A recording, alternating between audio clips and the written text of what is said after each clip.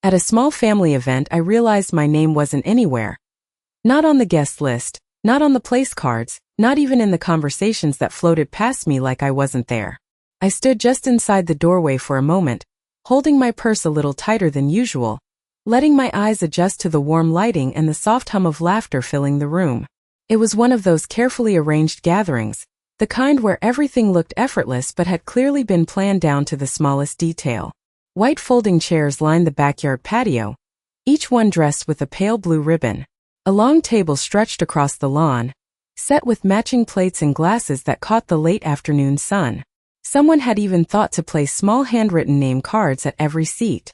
Everyone had a place. Everyone except me. I smiled anyway. I've learned to do that over the years.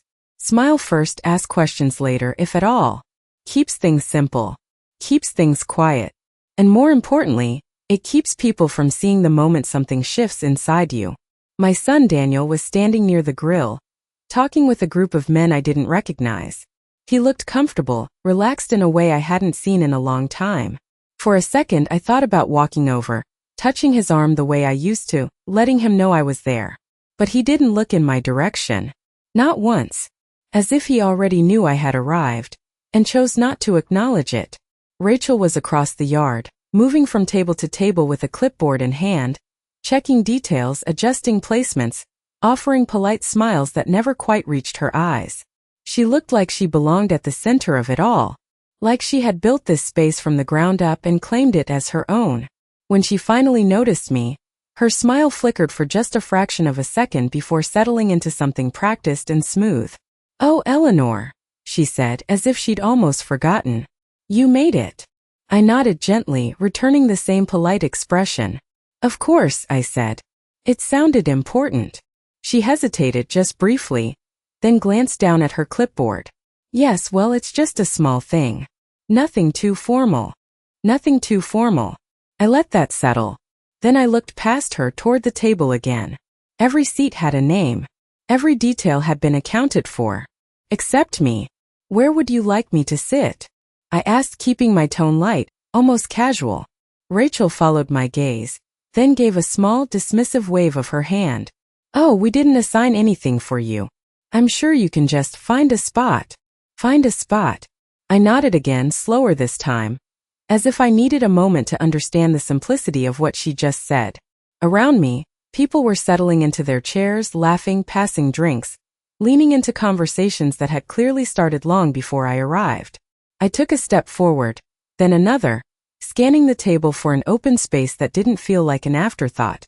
There was a chair at the far end, slightly turned away from the rest, its ribbon loosely tied, as if it had been added at the last minute, or not meant to be used at all.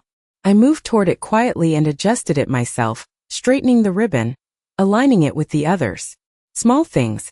I've always believed small things matter. As I sat down, I noticed the place card in front of the empty setting beside me. It read reserved. No name. Just a word. I stared at it for a moment longer than I should have. Reserved. For whom, I wondered. And more importantly, why wasn't I worth reserving a place for? I folded my hands in my lap and looked out across the table. From the outside, it was a beautiful scene. A family gathered together. Sunlight.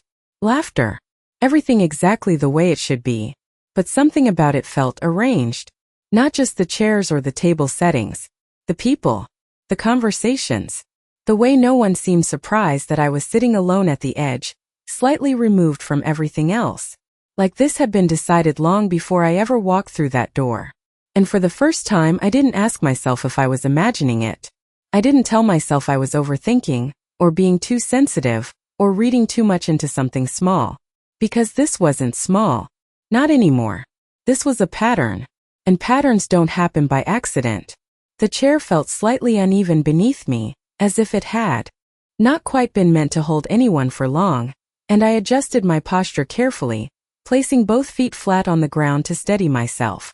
Around me, the conversations continued without interruption, flowing in easy, familiar rhythms that I could not quite step into. Someone laughed loudly to my left, a bright, unrestrained sound, followed by the clinking of glasses and a casual mention of a trip I had never heard about. I kept my eyes on the table for a moment, tracing the edge of my plate with my fingertips, noticing how everything had been arranged with precision, every fork aligned, every napkin folded just so, every detail considered except for the space where I should have been. A young voice broke through the noise, soft but clear, and I looked up to see my granddaughter, Lily, standing just a few feet away from me with a curious expression on her face.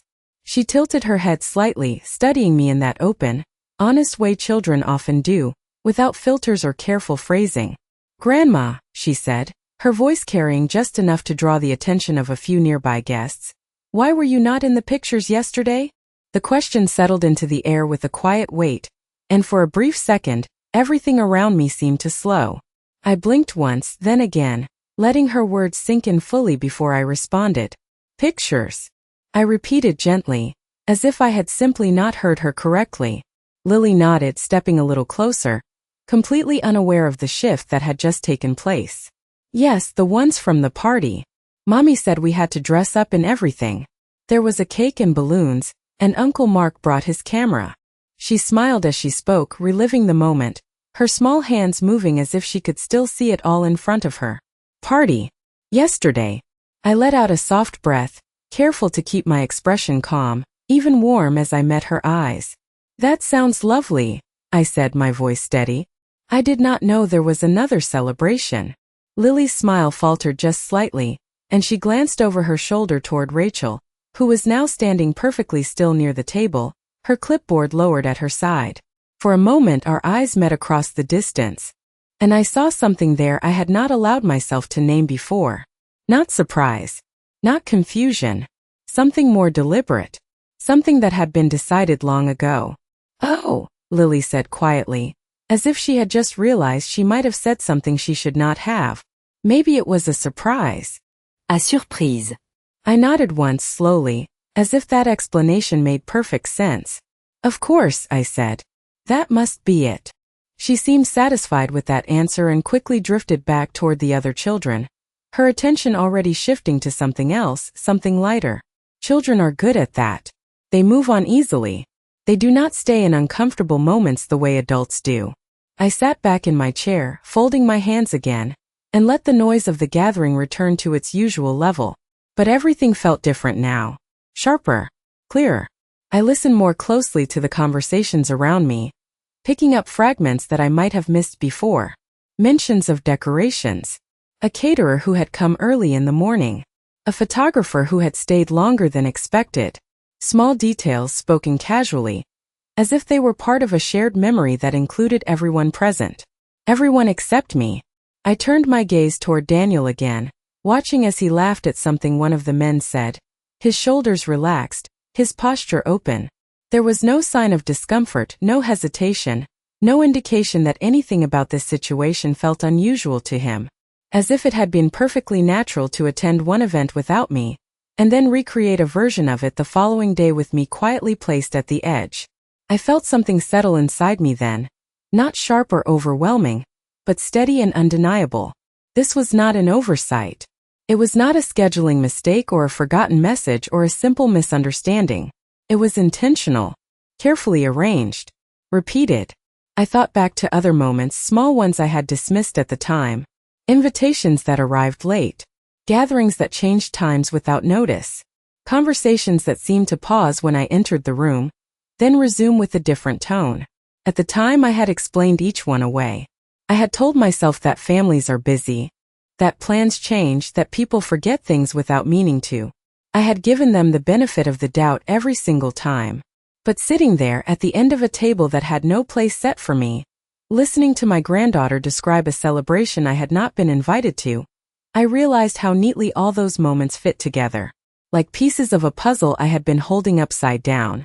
And now finally I was seeing the picture clearly. I did not move. I did not speak. I simply sat there watching, listening, and understanding something I could no longer pretend not to see. I remained seated even as the energy around the table shifted into something more animated, plates being filled, drinks passed from hand to hand, conversations layering over one another until it became a soft, constant hum. No one asked if I needed anything. No one turned in my direction to include me, not even out of courtesy. It was not unkind in the way people imagine unkindness to be. It was quieter than that. More precise. like being edited out of a photograph after it had already been taken. I reached for the glass of water placed in front of me, noticing how it had already begun to lose its chill, condensation fading as if it had been sitting there longer than everything else.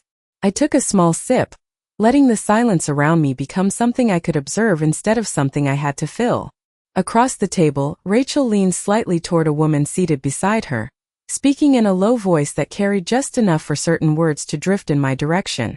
"We wanted it to feel more intimate this time," she said, her tone light, almost thoughtful. "Yesterday was a bit larger than expected." The woman nodded, smiling as if she had been part of that earlier moment, as if she understood exactly what Rachel meant. I lowered my glass slowly, placing it back on the table with care. Yesterday was a bit larger than expected.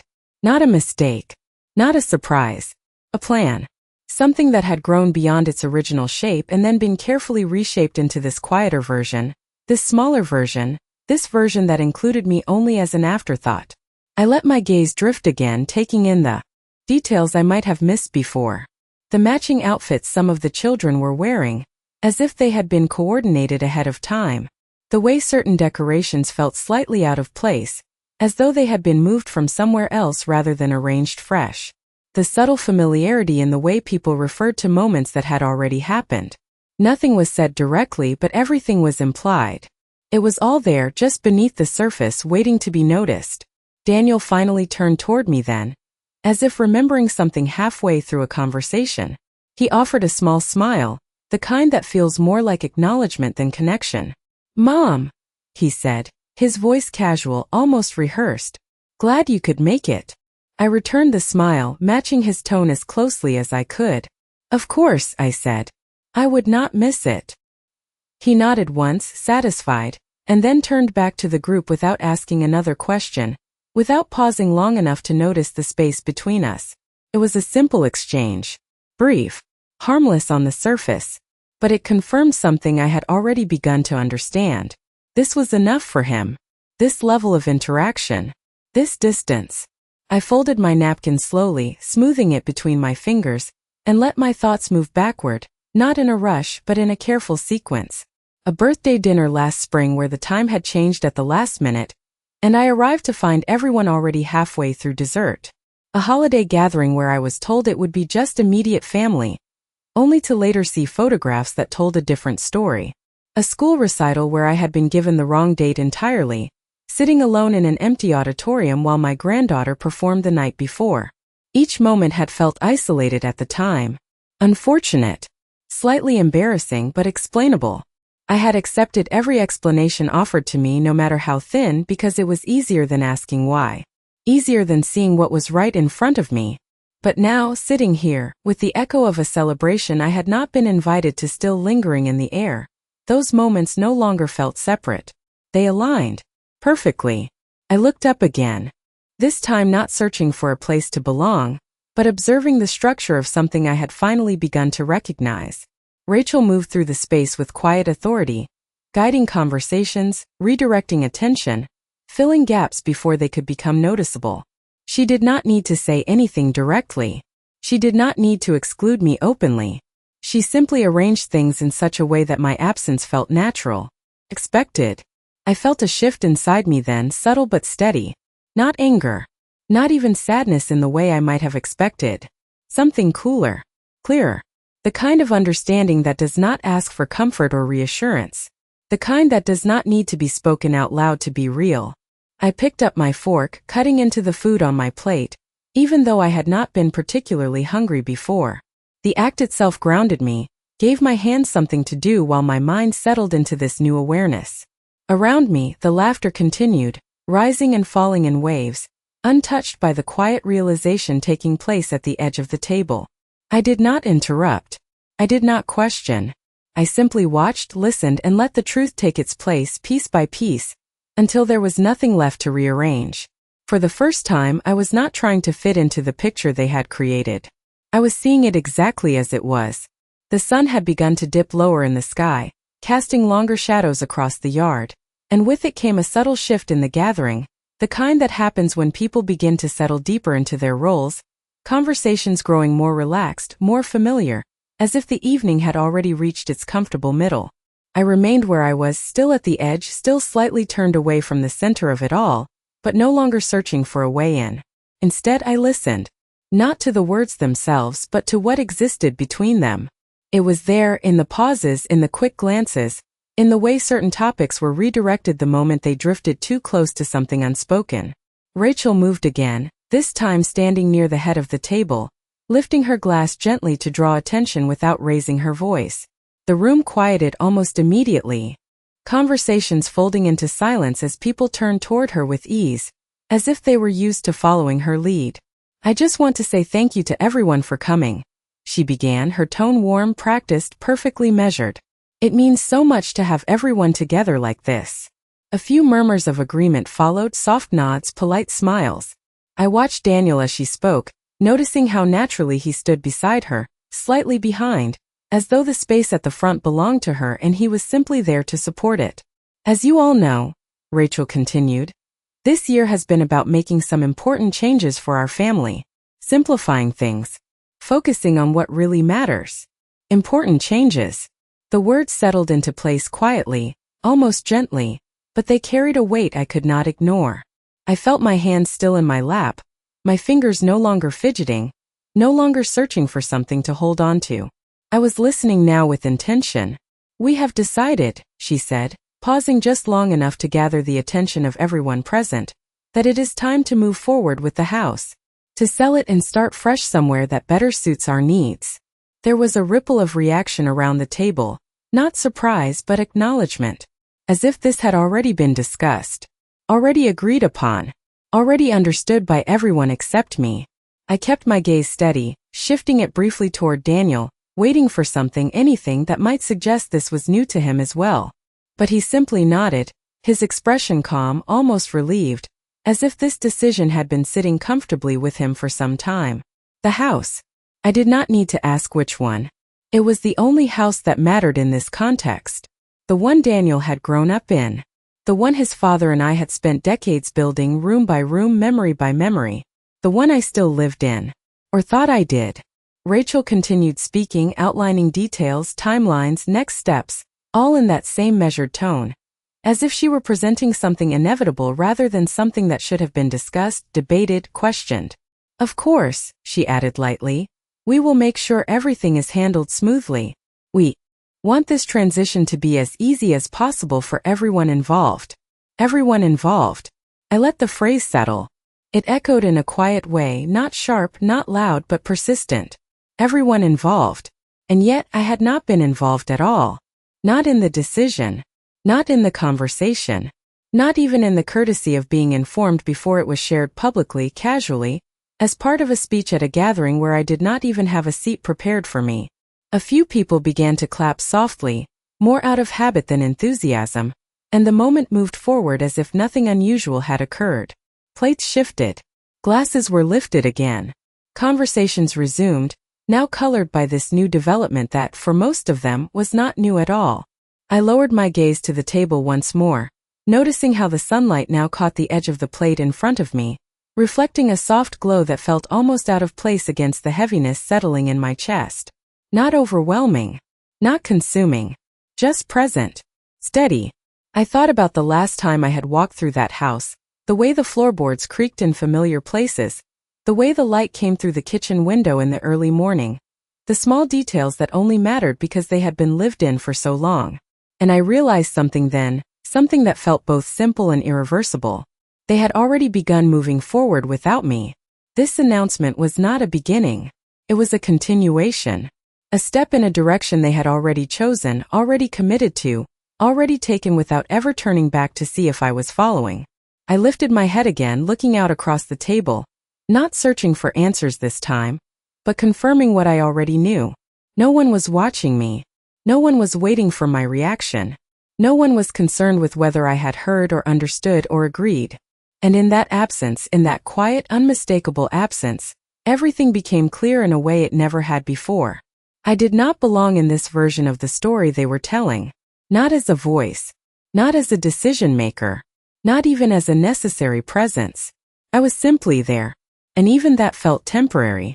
I did not react when the applause faded or when the conversation picked up again around me, but something inside me had already begun to move, not outward, not in a way anyone else could see, but inward, quiet and deliberate, like a door closing gently instead of being slammed. I reached for my glass again, taking another small sip, letting the coolness settle for a moment before placing it back exactly where it had been, aligning it with the edge of the table as if that small act of order still mattered. Across from me, voices rose and fell as people discussed plans I had not been part of, timelines I had not been told, details that seemed to flow easily between them as though they had been rehearsed long before this moment. I listened carefully now, not with confusion, but with clarity, recognizing the rhythm of something that had been building over time, something I had felt before but never fully named. It was not just this house. It was not just this decision. It was a pattern of quiet exclusions, each one small enough to dismiss on its own, but together forming something undeniable. I thought back to the last winter when I had been told the family was keeping the holidays simple, just a quiet dinner, nothing elaborate, and I had accepted that without question, only to later see photographs of a full gathering, a long table filled with guests, laughter captured in frozen frames that did not include me. I had told myself it must have been a last-minute change, something unexpected, something no one thought to mention. Before that, there had been the summer barbecue where I arrived an hour early, only to find that the event had already been moved to a different location, a message sent in a group I was apparently no longer part of. Again I had smiled, apologized for the confusion, and driven the extra 20 minutes to join them, arriving just as they were finishing dessert. And before that, the school recital where I sat in an empty auditorium, watching strangers file in and out, realizing slowly that I had been given the wrong date entirely. Each time there had been an explanation. Each time I had accepted it. Not because it made sense, but because it was easier than questioning it. Easier than asking why these things kept happening to me and not to anyone else.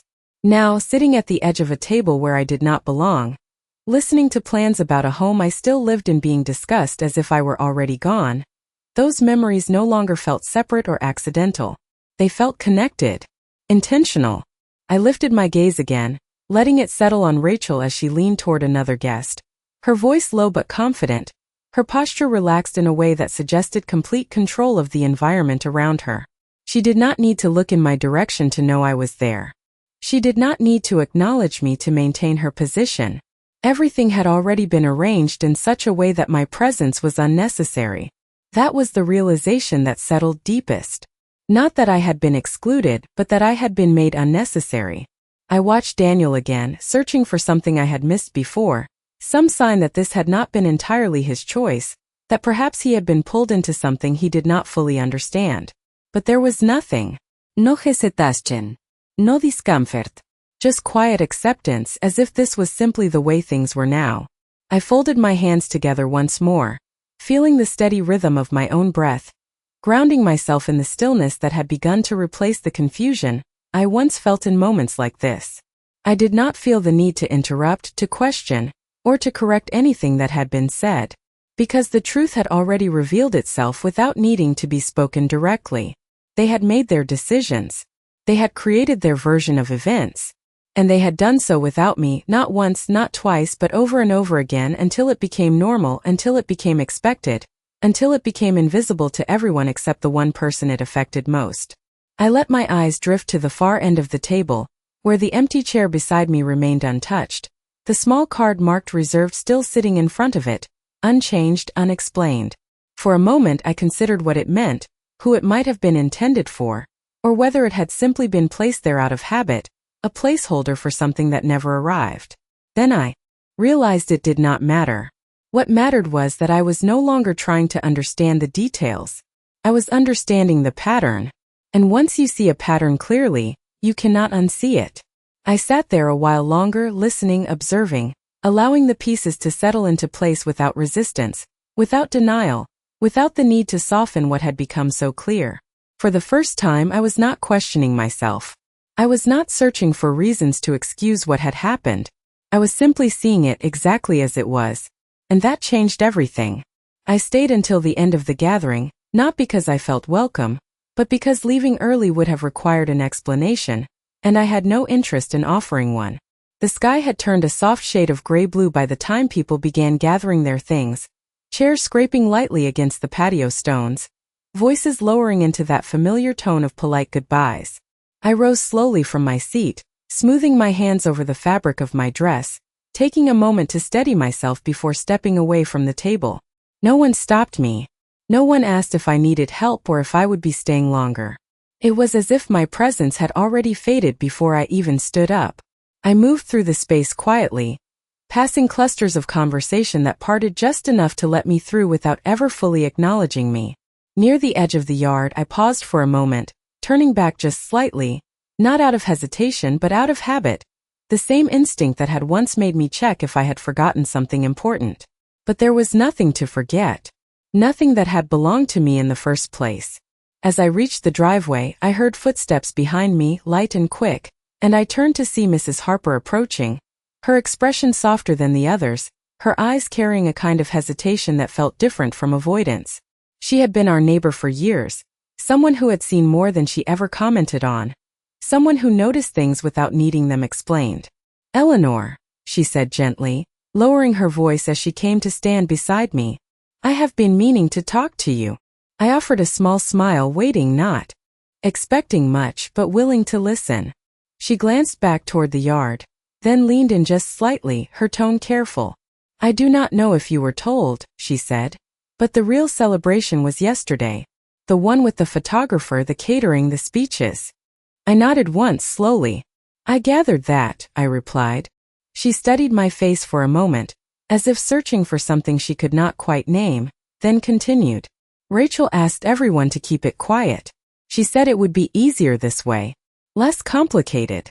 Less complicated. I let the words settle, turning them over in my mind with a clarity that surprised even me. "I see," I said, my voice even unchanged. Mrs. Harper hesitated again, then added, "There is more. The house, they have already been meeting with a real estate agent. For weeks now. I thought you knew." For a brief moment I felt something shift, not sharply, not painfully, but with a quiet finality that left no room for doubt. Weeks. While I had been living there, moving through the same rooms, waking up to the same light through the kitchen window, they had already begun the process of letting it go. Without me. I nodded again, slower this time, absorbing the weight of what she had said without letting it show on my face. "Thank you," I said simply, "for telling me." She reached out as if to say more, then stopped herself, her hand falling back to her side. "I just thought you should know," she said softly. I met her eyes for a moment, offering a small, genuine smile this time. "Now I do," I replied. We stood there in silence for a few seconds, the sounds of the gathering fading behind us, replaced by the distant hum of the street and the quiet rustle of leaves in the evening air. Then I turned and walked to my car, opening the door with steady hands, sliding into the driver's seat without rushing, without hesitation. As I closed the door, the noise from the yard disappeared completely, leaving only the stillness inside the car and the faint ticking of the engine as it cooled in the evening air. I rested my hands on the steering wheel, not starting the car right away, allowing myself a moment to sit with everything that had been revealed, everything that had been confirmed. It was no longer a question of misunderstanding, no longer a matter of missed messages or unfortunate timing. It was deliberate, structured, maintained over time with quiet precision.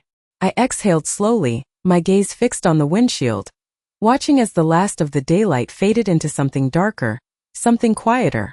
And in that stillness I felt something else take its place, not grief, not anger, but something far more steady.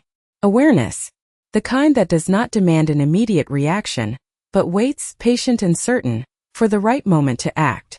I reached for the keys, turning them gently in the ignition, the engine coming to life with a low, steady hum.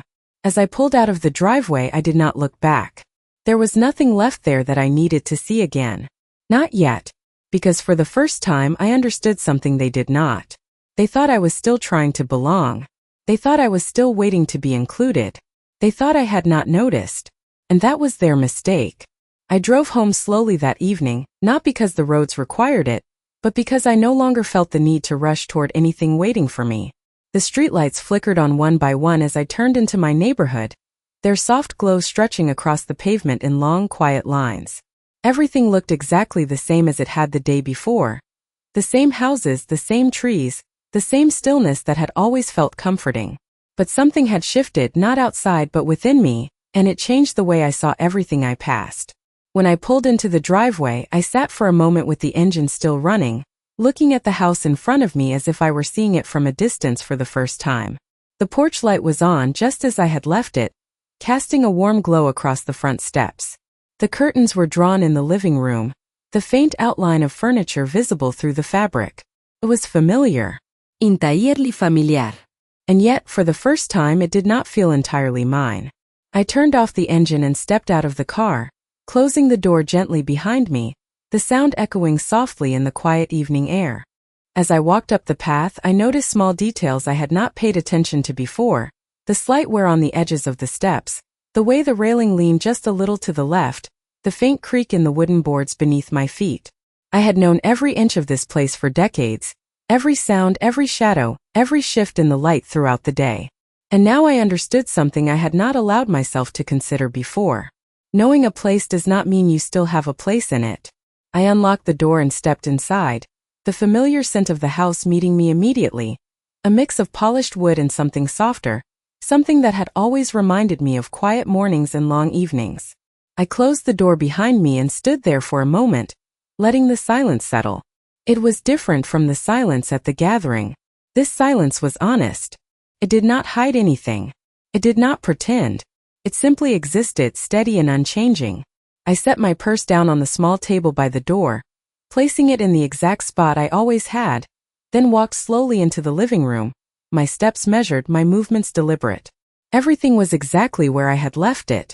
The photographs on the mantel, the books neatly arranged on the shelves, the chair by the window where I had spent countless afternoons reading or simply watching the world pass by.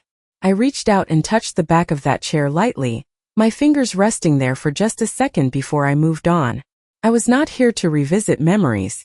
Not anymore. I moved into the kitchen, turning on the light even though there was still a trace of daylight filtering through the window. The room felt smaller than I remembered, not physically, but in a way that is harder to define. As if the space had already begun to close in around a life that was no longer fully recognized within it. I opened the refrigerator, not because I was hungry, but out of habit, scanning the shelves without really seeing what was there.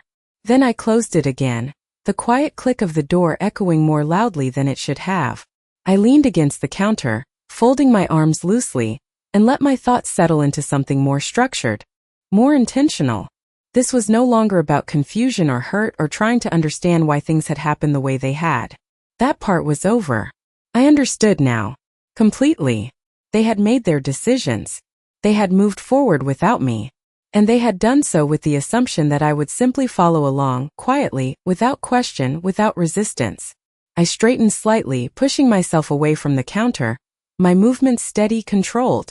For years I had adjusted myself to fit into the spaces they left for me, shrinking where necessary, stepping back when it seemed appropriate, telling myself that maintaining peace was more important than asserting my place.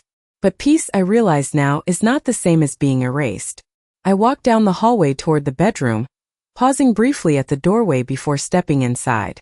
The room looked just as it always had, the bed neatly made, the dresser organized, the soft light from the bedside lamp casting a gentle glow across the walls.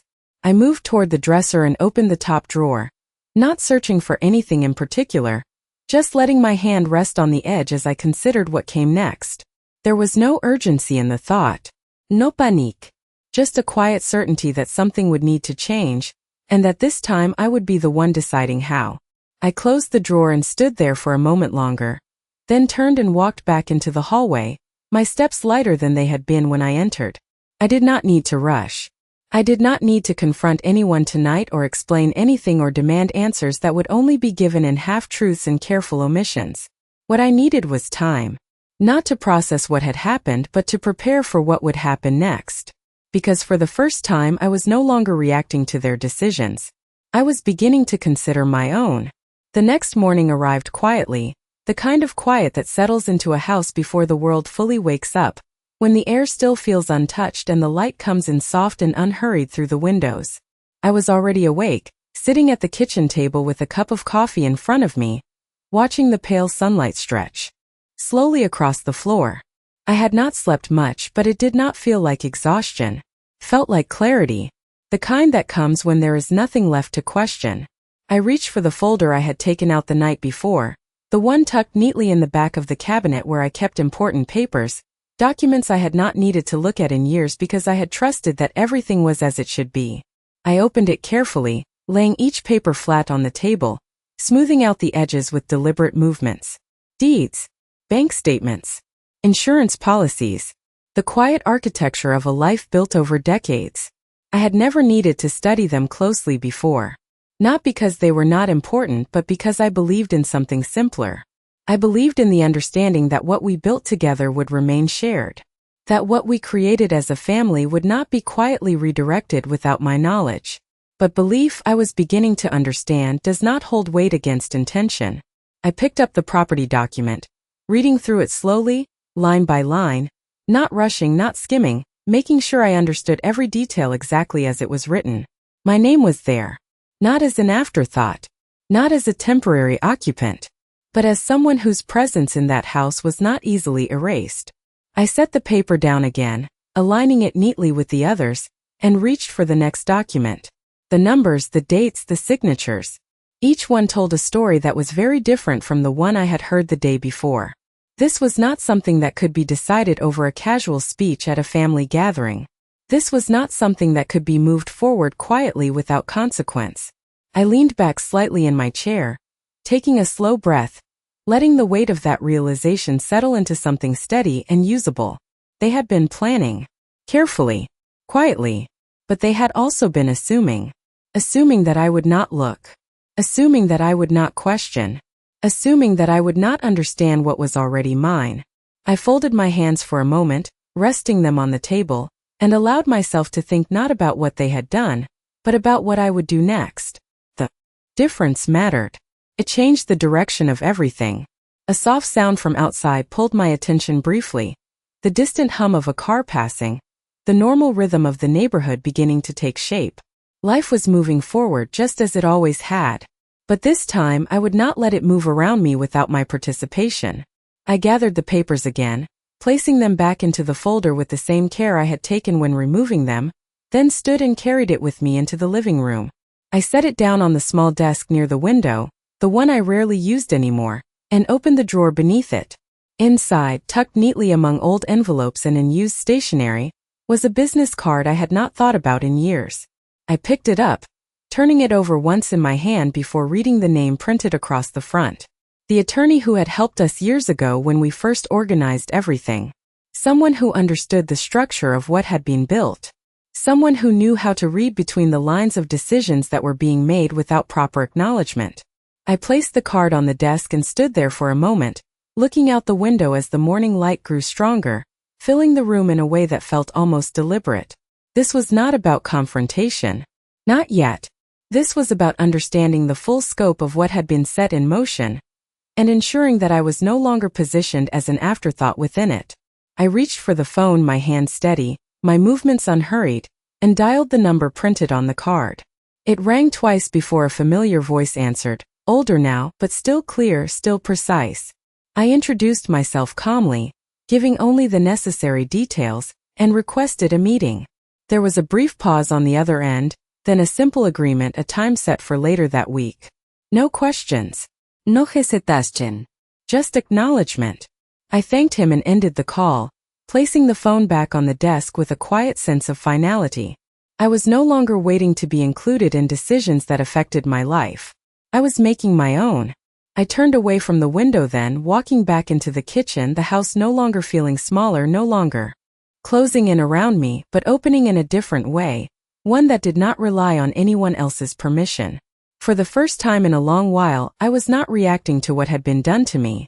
I was preparing for what I would do next. And this time I would not be overlooked.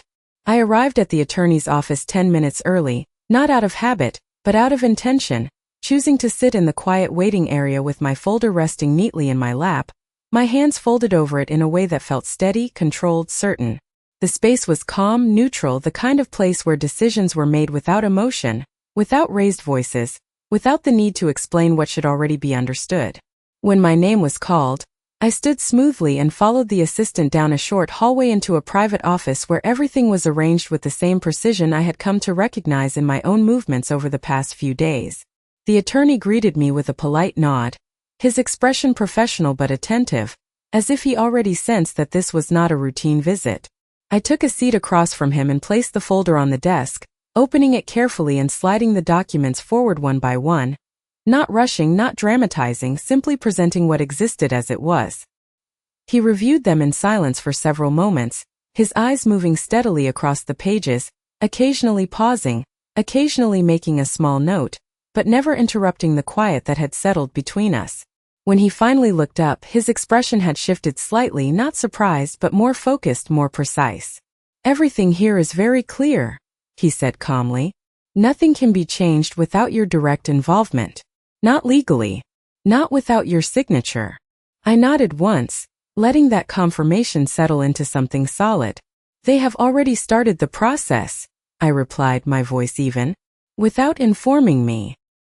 He leaned back slightly, considering that, then folded his hands together. "Then they are operating under an assumption," he said.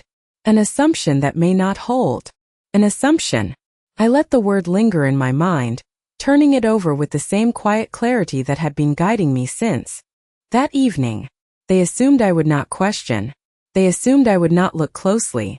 They assumed I would accept whatever version of events was presented to me, just as I always had. I closed the folder gently, keeping my hand resting on top of it as I met his gaze. "I would like to make sure that assumption is corrected," I said. There was no need to raise my voice.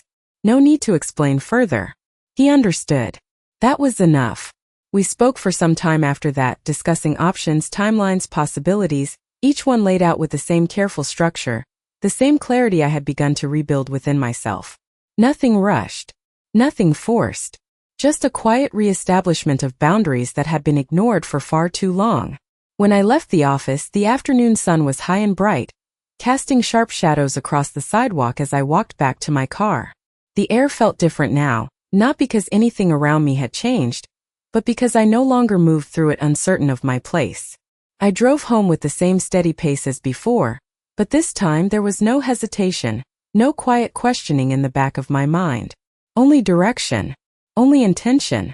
When I pulled into the driveway, I did not pause this time. I stepped out of the car and walked toward the house with a sense of calm that felt entirely new.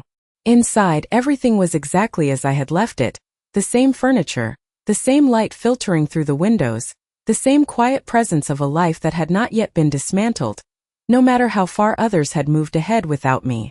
I set my keys down on the table and walked into the living room, standing there for a moment as I looked around, not with nostalgia, not with hesitation but with clarity. This was still my home. Not because of memory, not because of sentiment, but because it had been built that way, structured that way, protected that way. And I had allowed others to behave as if that foundation no longer mattered. That would not continue. I moved to the window and looked out at the yard, the same yard where the gathering had taken place just days before, the same space where I had sat at the edge of something I now understood completely. They had created a version of events where I did not belong. They had spoken of decisions as if I were already absent. They had built a narrative that excluded me not by force, but by quiet, repeated omission. I had seen it clearly, and now I had chosen not to remain within it. I turned away from the window, my reflection briefly catching in the glass, older perhaps than I had once seen myself, but steadier, sharper, more certain than I had felt in years. I did not need to confront them immediately. I did not need to announce what I now knew or what I intended to do. That would come in time, in the right way, under the right conditions. For now it was enough that I understood the truth they had tried to keep just out of reach. It was enough that I had stepped out of the role they had quietly assigned to me. They believed I had not noticed. They believed I would continue to sit at the edge, waiting to be included. But they were wrong. And soon they would understand exactly how wrong they had been.